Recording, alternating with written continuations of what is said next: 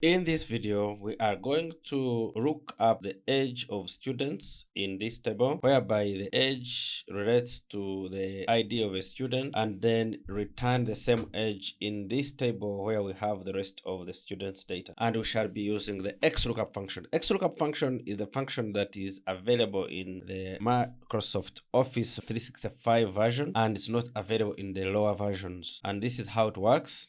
When we input the equal signs and we press XLOOKUP, tells us that searches a range or array for a match and returns the corresponding item. So when we click on the XLOOKUP, and then it asks us for the lookup value, certainly the lookup value that we want is the student ID, and asks us the array in which we want to look for it from, and the lookup array is in this column A of this table. We select up to the end and we lock using F4 function key.